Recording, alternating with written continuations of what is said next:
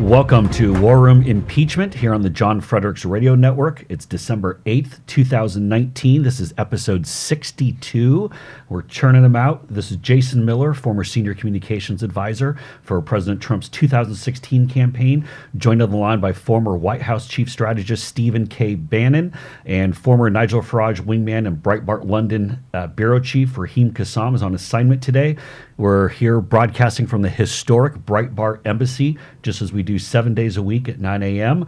You can obviously catch us on the live broadcast at warroom.org, americasvoice.news, the John Fredericks Radio Network, Mondays through Fridays. You can catch us on Newsmax Cable TV and then the replay on Salem Radio all around the country. Just like here in D.C., we have AM 570 WWRC, or in Dallas, we have 660 AM KSKY. And in studio today, special guest, great friend of the show, great friend from the campaign, the one and only White House Assistant to the President and Director of the Office of Trade and Manufacturing Policy, Peter Navarro. Peter, good morning. Brother Miller, it's been a while, baby. And Steve Bannon, we have you on the line? Well, I'm right. I wouldn't miss Peter Navarro for anything. Yeah, you would. You're in New York. I'm raiding your refrigerator here. Well, Steve, do you want to give us an update right off the top of what you're doing in New York and what people should be looking for today? Yeah, I think I'm going to be on Maria Bartiromo on Fox Futures on her show at about 10:30 following, I think, the leader McCarthy is, the minority leader McCarthy is going to be on there. I'm going to follow him and talk about exactly what we're going to talk about this morning, the breadth and depth of this of the Trump economy and this boom economy, which I think caught the liberal left and the progressive Democrats by surprise, if not shock, on Friday. Yeah, these jobs numbers were absolutely explosive. And as we get into it, I want to play a quick clip. We're going to play a couple of clips here. But Peter Navarro, the morning after the election, so we're talking November 9th, 2016, this could have been literally yesterday. Let me go and play this short clip here. Everybody out there, the world is literally watching this show. Do you go short, long, or into cash? Let me simply make the long argument. I see Dow 25,000 within the first term of the Trump administration. How do we get there from here? So that's Peter Navarro in 2016 predicting that the market would be up over 25,000. But then here is my favorite. This might be my favorite part of the interview. We're going to come back to this a little bit more, but I want to play a little bit more from that interview real quick here. 25,000 from 18,000 is 38% over 4 years. We can do better than that. I mean, but people hear that and go, whoa, 25,000, you're out of your mind? What is that? It's like, that's single digits. Yeah, and all we need to do... Or is it, I can't do Rule 72 on this, but that does, at 38% over 4 years is not... For those who are worried or thinking about bonds, should they short the bond market? I like Joe's optimism here, but if I got here and said 30,000, people would go... No. But my point here is simple. People out there around the world now, they're figuring out what to do, long, short, or cash. I'm saying that everything Mr. Trump's going to do points in the direction of growth, and that will point in the direction of a higher bull market. Peter, you called it. That was 3 years ago. I mean, Joe Kernan's head was exploding. When you said 25,000, you said, hey, I'd say 30,000, but they'd say that I'm nuts. We're over 28. Peter, give us a rundown. People have to remember that the AP, as you remember, Jason, didn't call the election until 2:30 in the morning Eastern time. Peter, I think you were there. Was that 6 a.m. or 7 a.m.? I mean, I don't know if you went to bed. You almost took a shower and went right to the studio, and you laid out kind of, hey, short, long, or into cash, and you made the long argument, which has come to fruition about what Trump's plan was. Look, here's the deal. I was in the trenches with both you, Steve, and Jason in the months leading up to Election Day, and I was out all the time, TV, radio, talking about Mr. Trump's 4 points of the policy compass, how we were going to get from an Obama-Biden world of stagnant growth, stagnant wage growth, to where we are today. And it was pretty clear. Tax cuts, deregulation, the unleashing of our energy sector, and fair and reciprocal trade. And what I did on that show and what I did on the campaign trail and what Mr. Trump's doing now, President Trump, look, the tax cuts bring home all that investment that went offshore. We're having an investment boom. Check that box. Mr. Trump, candidate Trump, promised to get rid of 2 regulations for every one that he would put in place. And he lied about that because he wound up doing 8 regulations for every one. And it's a great lie because that is a pure supply shock in a positive way to the economy, because when you deregulate, you basically make our businesses more competitive. You stimulate growth. It's deflationary. It allows us to grow like we're growing now. Then the unleashing the energy sector. Look, I'm in a swamp here, right? Back in the 70s, my first and only job in government before the current one was at the Department of Energy. And we were desperately figuring out a way to get off of foreign oil so we wouldn't get into a bunch of wars. And never, ever did I ever dream in my life that we would be the #1 producer of petroleum in this great world. And that's all to President Trump. And by the way, guys, my favorite 30 seconds of the campaign was watching Hillary Clinton in West Virginia tell the coal miners of West Virginia that she was going to put them all out of business. I'm thinking, oh, that's going to work pretty well. And then, of course, the trade issue, which is, in my judgment, the key issue as to why President Trump got elected. It's what put him over the top in the blue wall states that crumbled on that fabulous election day. And there's a narrative now going on that somehow the tariffs, Wall Street loves to say that the tariffs are bad, they create uncertainty. Hey, we're winning because of the tariffs, not in spite of the tariffs. So there it was, 4 points of the policy compass, the November 9th, 2016. Yeah, I called it, but I called it because President Trump, I knew he was going to do exactly what he said he was going to do, and his promises made, promises kept. But here's the thing, Peter. Even if you look at the business press and if you look at the business, TV networks, et cetera, you never see. This is a well thought through strategy that has 4 interlocking parts to it, that leads to an American Trump boom. Right? All growth inducing, Steve. Every single one, right out of the textbook. And it's a 4x7 thing for me, because the other linchpin of this whole effort was the 7 promises in the jobs plan speech in Pittsburgh in June of 2016. And that got to things like a 301 investigation into China to stop their economic aggression. It got to renegotiating things like NAFTA and the South Korea deal. It's remarkable that the president is ever accused of not having a plan, because it's all there for everybody to read. It's in print, it's in speeches, and what he's done beautifully is implement that strategy. What's so extraordinary about this, and jump in here, Jason, what's so extraordinary, Peter, is that I think the S&P is up 47%. Clearly, we've blown through the number that you laid out of the 25,000 for the Dow. But you see it both at the trillions of dollars of wealth creation, right, for shareholders and for companies and able to raise capital cheaper. At the same time, this is populism at work. I mean, the breadth of this jobs report, it's just not the number of jobs, which is really 300,000 in the 7 million jobs that have been created.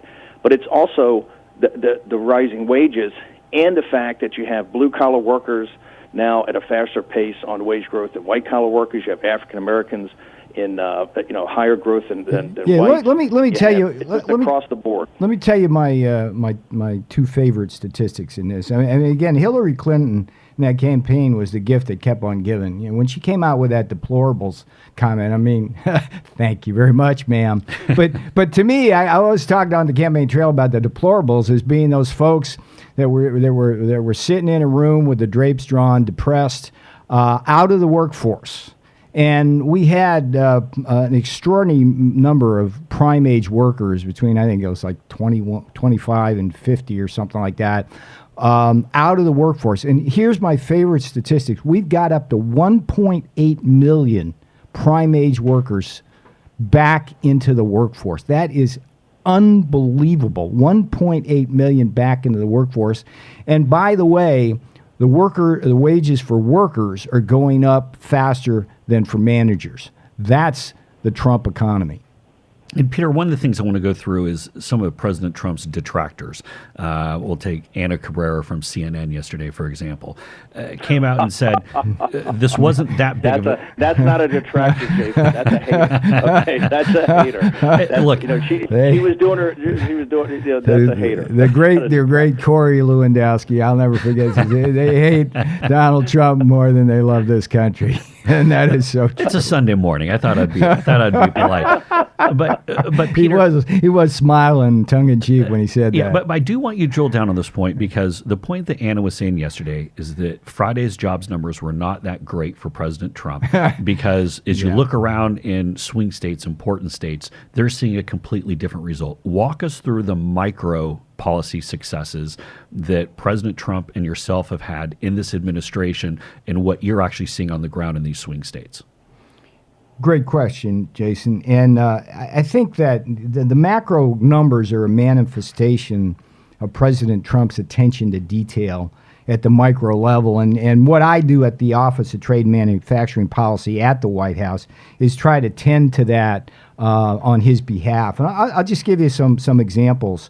The defense budget has been a tremendous boon to this country, not just from a jobs point of view, but also strengthening our defense industrial base, which has been under attack during the Biden years because of the budget sequestration. I mean, it was like literally hanging by a thread when President Trump came along. But little things like when that defense budget went through, making sure that certain line items were in there to have appropriate expenditures. And I'll give you a couple of examples.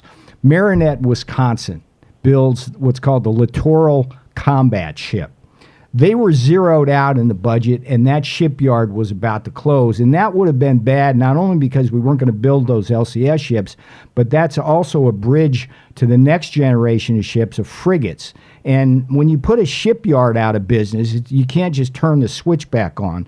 President Trump saved that. Same thing with combat vehicles in two particular places in Ohio. We've got Lima, Ohio, and York, Pennsylvania. Again, light item budgets. And I was there with President Trump on the floor of that factory when he gave a speech there. I'll tell you, those people were so grateful to his leadership on this because he saw how important it is. I'll give you another example. One of the things President Trump did early on was revamp what's called the arms transfer policy. In the past, the Obama administration didn't want to sell defense systems to our allies for who knows why. But I'm telling you, like, just take something like the F-16. Through President Trump's leadership, we were able to sell some F-16s to countries like Bosnia, Morocco, Bahrain. Now, how does that translate? Well, first of all, it makes those countries better defenders, so they're better allies. But it also allowed us to open a new factory, brand new factory in Greenville, South Carolina. 400 jobs there, about 1,400 in the state of South Carolina, 16,000 jobs across 42 states, all because President Trump made a change in that policy. So at the micro level, these jobs, they bubble up and into these macro numbers. That's what's going on with this president. And one other state, Peter, I want you to get into for a moment is Minnesota. This is a state that I don't think many Democrats and members of the media realize is going to be so pivotal in 2020. What are you seeing in Minnesota specifically? I don't want to put my streak on the line here, right, in terms of predictions of Dow 25,000, but we are going to win Minnesota in 2020, and here's why. You know that still sticks to his craw. He wanted to go there more often, but we focused on Wisconsin. Yeah, you screwed that up, Bannon. No, I take full credit for that loss. I take full credit for that loss. But here's the deal. Steel and aluminum tariffs, right? Steel and aluminum tariffs. Why did the president want to do that? It's because he believes that you can't have a country without a vibrant steel and aluminum industry. Now, most people don't think of Minnesota as like steel country, but guess what? The Mesabi Iron Range in the northeast part of the state is where all the iron ore comes. And I've stood on the dock in Duluth watching that iron ore from the Mesabi Range come on down and go into these ships, and those ships then go out across the Great Lakes to all the steel mills And I'm telling you, that is Trump country. Pete Stauber, the representative there, he is beloved now, and it's all because of these steel and aluminum tariffs. And there's a surprising amount of manufacturing in Minnesota that's also benefiting. So these are how the things go. I mean, look, Michigan. I mean, the president is literally bringing Detroit back, and if we get the USMCA passed, it's going to be even awesome. But look, that South Korea trade deal, what did that do? Buried deep in any story about that, we were able to make sure that the tariff, the 25% tariff on light trucks, got extended out to 2040. That thing was about to come off. The Koreans were massing in terms of their factories. They were going to dump a bunch of light trucks, and that's the only thing that's been keeping Detroit afloat for the last 20 years. God bless the chicken tax, as they call it. And to anybody who don't think tariffs are good, that is a poster child of a good tariff. Peter, I've got to jump in at the half hour, but before I go, I know you and Jason are going to talk a lot about the opportunity costs and USMCA and other things that could be done while the Democrats are focused on impeachment in the next couple of weeks. But I want to go back to one thing that's, I think, underreported about President Trump and this booming economy, the growth rate we've got, the jobs we got. He has done, under President Obama, and correct me if I'm wrong because you're the PhD from Harvard, right? I'm just a lowly MBA. Across the river, as we say there. I went to the trade school. You're one of the intellectuals, okay? No, but under Obama, the most progressive president in American history, we had the greatest transfer of wealth in American history in his bailouts. The balance sheet of the Federal Reserve went from $880 billion to $4.5 trillion. It bailed out the hedge funds. It bailed out the banks. And if you owned assets during the Obama years, you had the greatest run in history. President Trump has done the same thing. The market, as we've seen, has exploded because of these economic policies, but he actually has done quantitative tightening. Until this here recently, I think he took $1 trillion of liquidity back from 4.5, and I think the balance sheet of the Fed got down to 3.6 trillion. He had this growth. These economic policies clicked in. At the same time, he had an extremely prudent management by the Federal Reserve of the Federal Reserve's balance sheet. That tightening, this was not a loose money situation. Couple of things, Steve.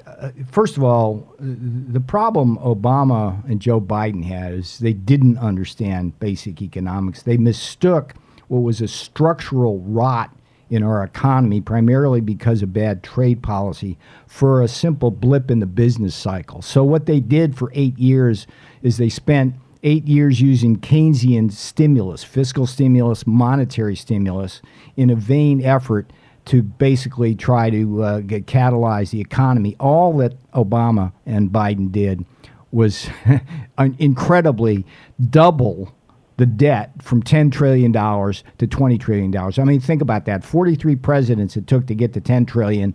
One president and a vice president to get to $20 trillion. It's absolutely amazing. Now, I would take one issue with you.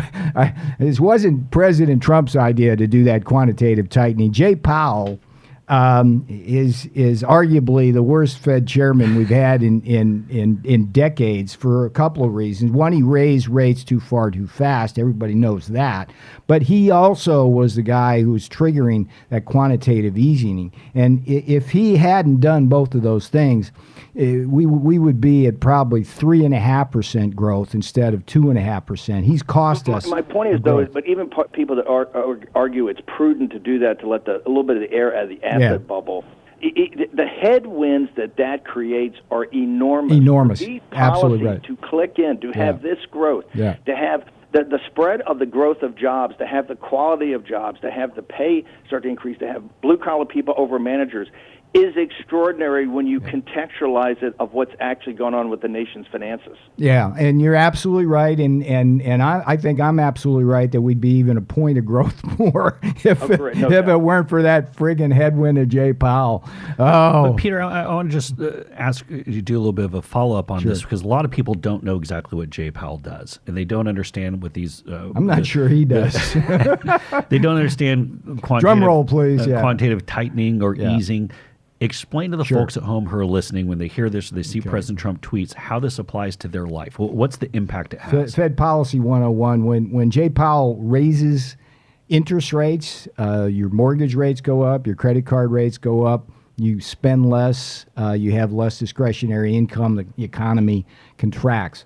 When Jay Powell engages in what's called quantitative tightening, basically what he's trying to do is he's taking liquidity out of the market, and that again drives up interest rates. Repeat the cycle. Your credit card debt's higher, your mortgage interest rate's higher. If you're a business, it's more expensive to borrow, so you see less investment, less consumption, less growth.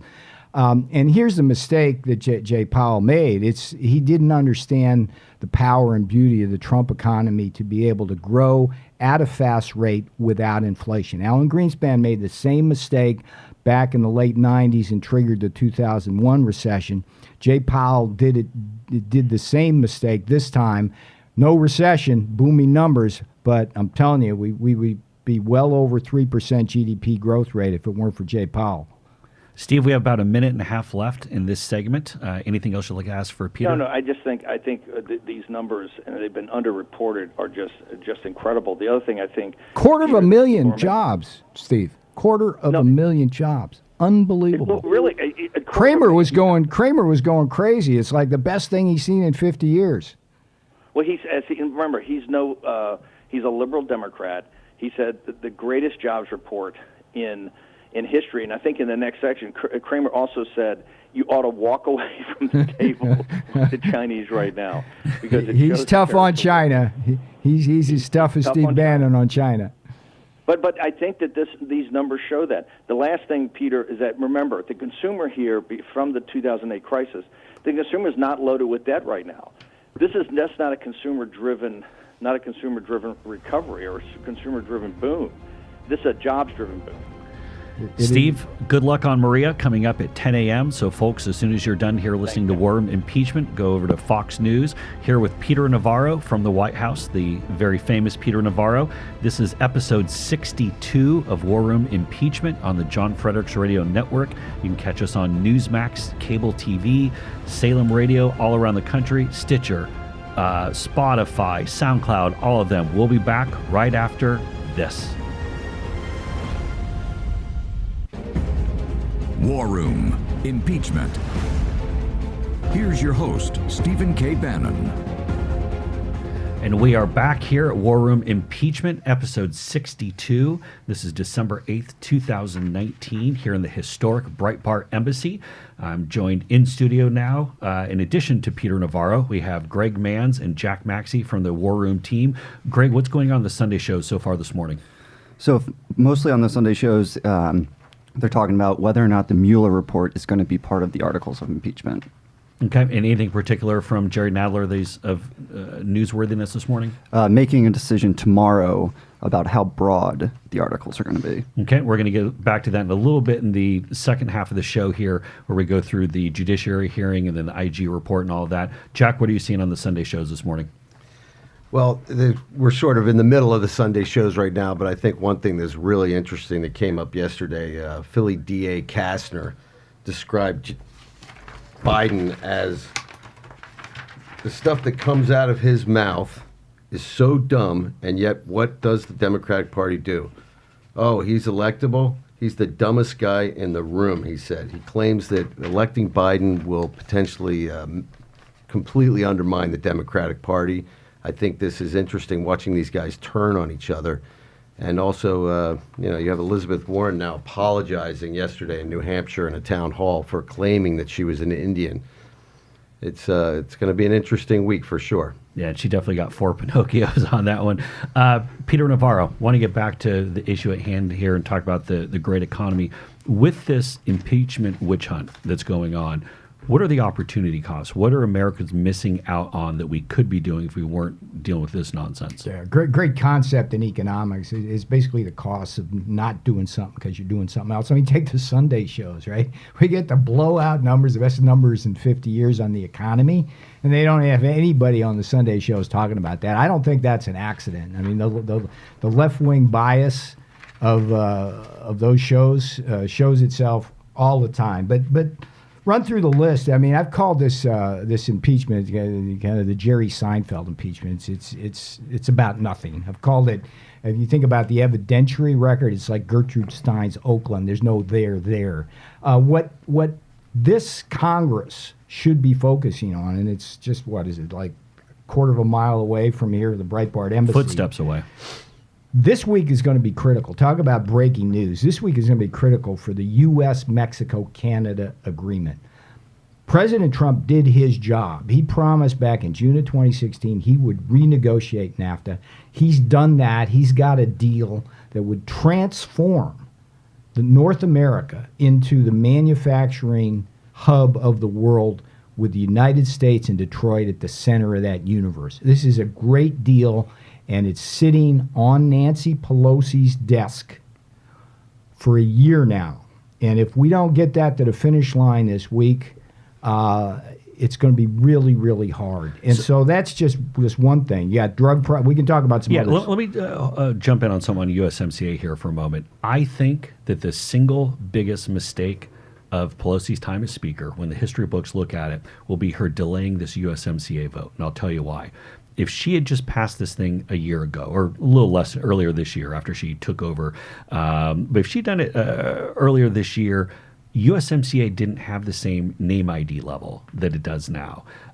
It wasn't something that everyone necessarily knew how it would impact them, how it would impact their families. But by delaying this and allowing USMCA to become really the poster child of the opportunity cost for what's going on, number one, she's going to now make this an election year victory for President Trump. Odds are it probably doesn't actually formally go in until 2020. So she's pushed that into election year where voters, it's much more on the front part here, but it's elevated this to the point where her members are going home every single week and getting killed at these town halls saying, why don't you pass USMCA? And if she had just passed this a year ago, or a little less than a year ago, she wouldn't be in this problem. Take us through how this is actually impacting rural people by not having USMCA, or what the positives will be when we do pass it. Well, first of all, the Pelosi 31, the Congress, the freshman Democrats in the Trump-leaning districts, those are going to be the casualties of Nancy Pelosi's war against the USMCA. And I think she's made a tremendous miscalculation here. I think, again, the quoted Corey Lewandowski earlier in the show. Let me just say it again. If she refuses to put this on the floor, it will prove that she hates this president more than she loves this country. Because this deal, it's rare that a trade deal is good for all of the country. A lot of these trade deals will pit farmers against manufacturers and things like that, or different parts of the country against other parts. Go through the checklist. Little things like Wisconsin dairy farmers, they will rejoice at this because they'll have access to the Canadian market. Big things, the centerpiece of this, the genius of this deal that President Trump has crafted is the domestic content rules, which basically say that 75% of an auto and auto parts have to be built in North America. And then to ensure that... Why is that important as far as the globally shifting the focus back to North America here? It prevents offshoring of our auto industry. And to ensure that we get our fair share of that 75%, there's very tough provisions on labor and environment, so they can't, these autos can't go to the sweatshops and pollution havens of Mexico. So the vision here, so Detroit auto workers, steel workers, aluminum workers, this is like a renaissance of manufacturing. It's great for dairy farmers and everyone in between. And so, and then of course it modernizes the old NAFTA, the worst trade deal in our history besides the China one. It brings in things like the digital economy. So all 50 states benefit. If Nancy Pelosi, I want to just understand this. This is being held up by one person, Nancy Pelosi. All she needs to do is put it on the floor of the House of Representatives. It'll pass overwhelmingly. Within 2 days, it'll pass in the Senate. Okay, so this could be done this week.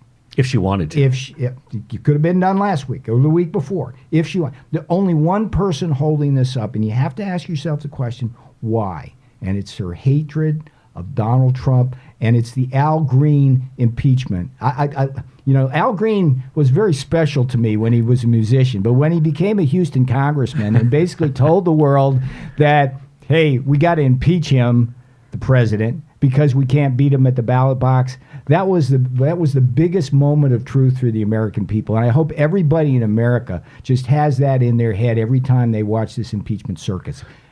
So one other aspect of the opportunity cost drug pricing, and again, this is something that could have been done last year, could have been done earlier this year, but we saw, I believe it was on Thursday or Friday, Senate Finance Committee, bipartisan, both Chuck Grassley and the Democrat came out with their principles for pricing reform. Supposedly, the Democrats are going to have a vote on their bill this week, though they have some aspects to it which I think are non-starters.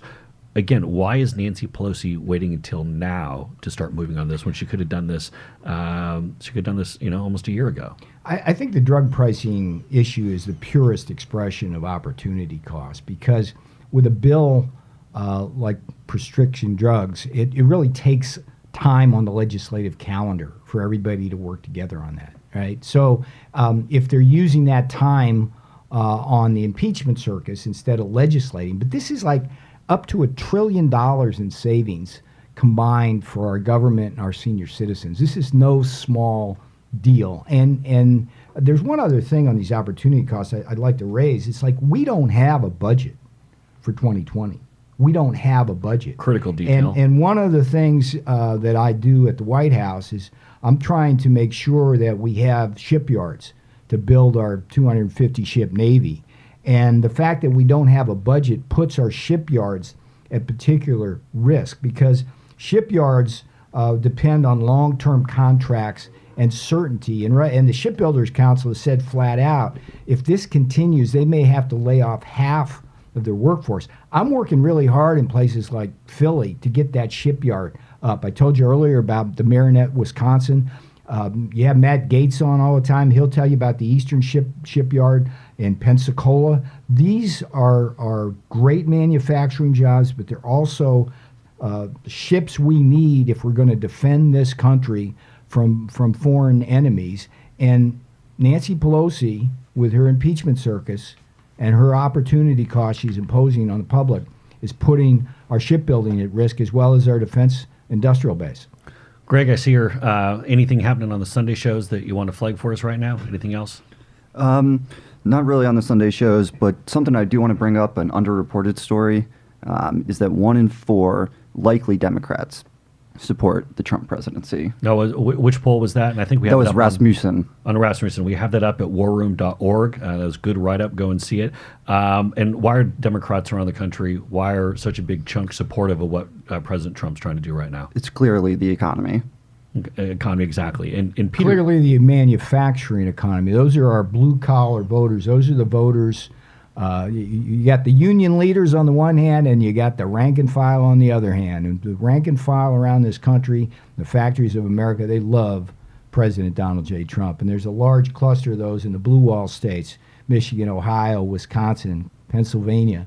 They're going to vote. And by the way, we're going to see a record number of African Americans voting for this president in this election, far above anything that we saw with Romney, Bush, going back as far as you want, because African American unemployment is at its lowest rate ever recorded, and it's a combination of our economic and trade policies plus the immigration policies, because the immigration policies take the heat off in terms of the flood of labor pushing people out of the market. Yeah, and we're seeing a record employment with Hispanic Americans. We're seeing a record employment with Asian Americans.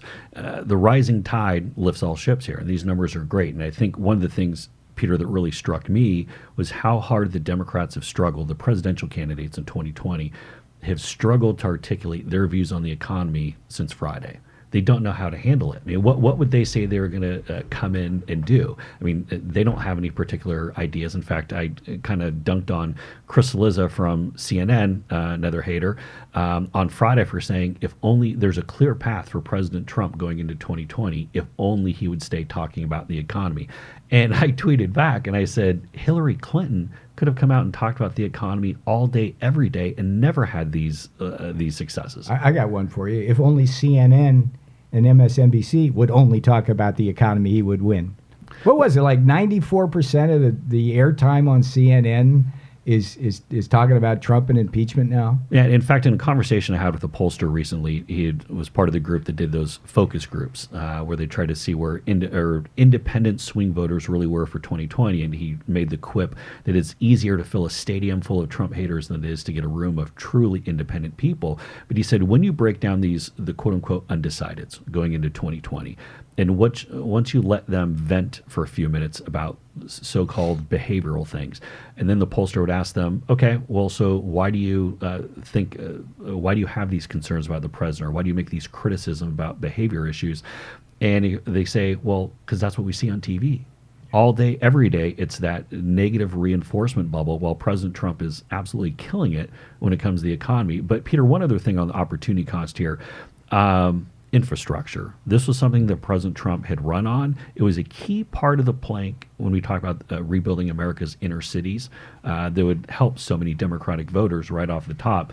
But instead, they're so obsessed with impeachment, they don't want to get into this. Tell us what we could be doing on infrastructure if we weren't spending all of our time with this impeachment nonsense. We're locked and loaded, ready to go. We have a $1.5 trillion 10-year infrastructure plan. It would generate about $1.2 trillion worth of growth, and we would be able, through that growth, to claw back about $300 billion in tax revenues in order to help pay for that. And in addition, people would have bridges and roads and ports and airports that reflected the 21st century rather than kind of the 1950s. Which is where we're at. And it's unfortunate that the whole discussion about infrastructure devolved on the Hill into how to pay for it. When we were on the campaign trail, we had a really good way of mixing public funds with private funds. It's the way to go. But I don't know, Jason. It's gotten, since Nancy Pelosi took over as Speaker, there's just no sense of policy anymore. It's just pure politics. It's just pure attack. It's pure impeachment.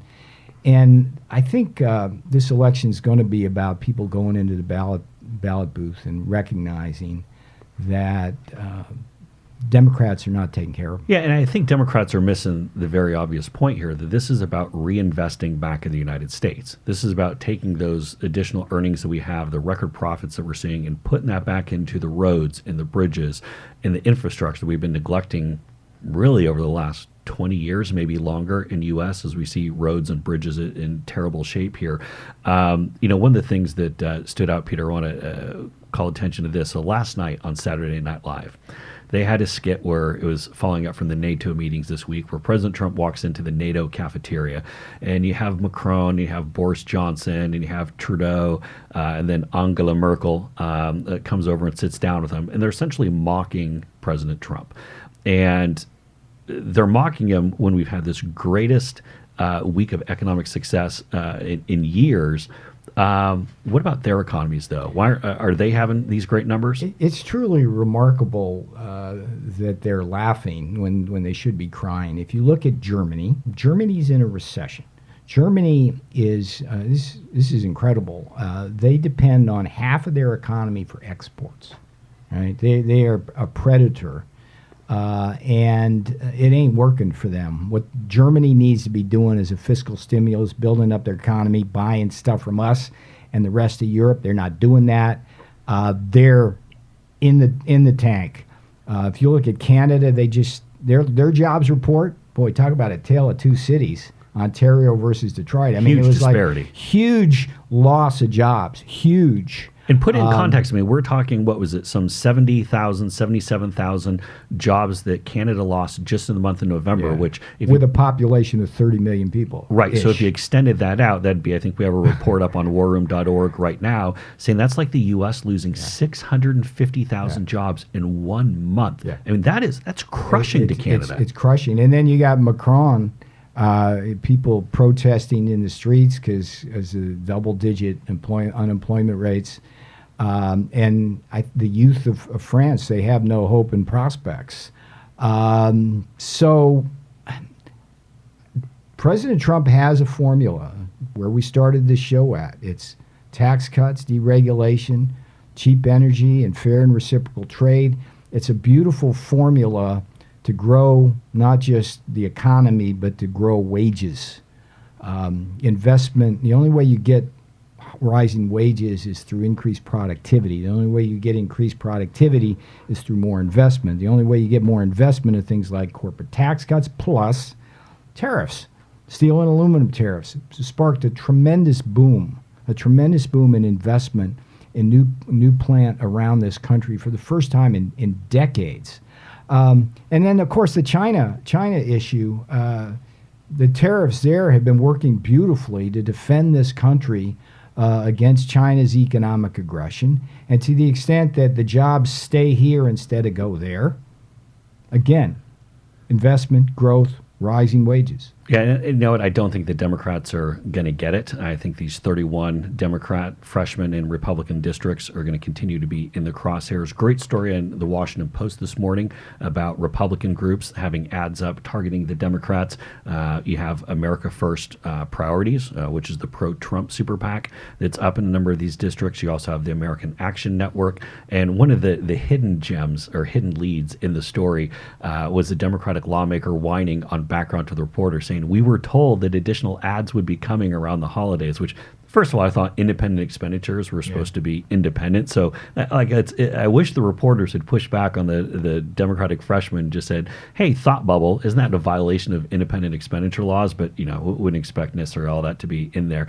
But look, this week, I think we're going to see more of a circus from the Democrats. Obviously, last Wednesday, we had Professor Palooza on Wednesday, where I think that completely failed for Nadler. Yesterday, Chairman Nadler released his summary of that, which was equally as lame and tried to do basically a history lesson, going back to where he completely mangles the British Constitution and everything else. So tomorrow, on Monday, December 9th, at 9 a.m., Democrats are having another hearing in the Judiciary Committee where they're bringing in the counsel from the Intel Committee to go and put their findings forward. And they're going to also have staffers from the Judiciary Committee essentially make their case for why the Democrats think they have a grounds here. We think even by the end of this week, we might actually have the articles of impeachment.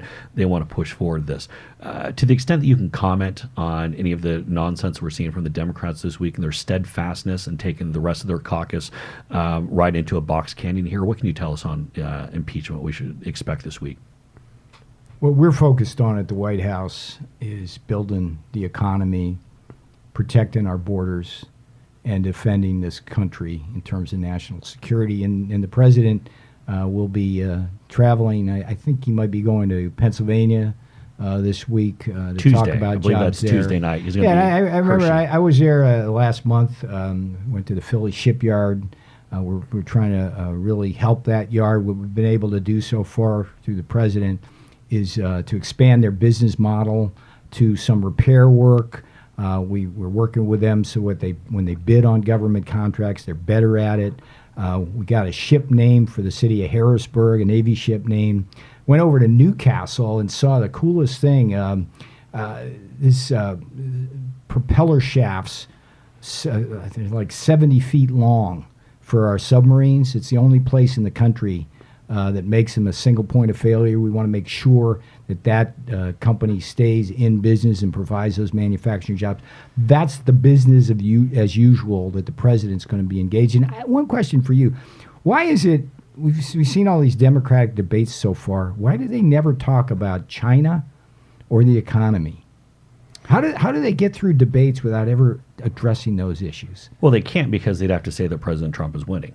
And that's what they're so triggered and so beholden to their base to say Trump bad that they don't actually know how to come through and put an idea So the together moderators are basically in the tank on that. Yeah, of course they're all. I mean, MSNBC is never going to give actually going calling these Democrats out. We have just a minute left here. Greg, this week, what's the biggest news in addition to impeachment and the IG report? Real quick, what's big? Daily tracking increase also from Rasmussen. President Trump is up 5%. Jack, real quick, anything else this week we should be looking for? I think that we should be looking for what happened just on Thursday. Tom Fitton did a great job, FOIA request, And Jeb Boasberg said that all the communications between Sussman, an attorney at Perkins Coie, and James Baker, the FBI's general counsel, have to be released. Every single thing. And what happened was Sussman was trading secrets about. Totally agreed. Jack, you got it. So we're wrapping up episode 62 of War Room Impeachment. This is Jason Miller. We'll be back tomorrow on Monday on the John Fredericks Radio Network. Have a great night.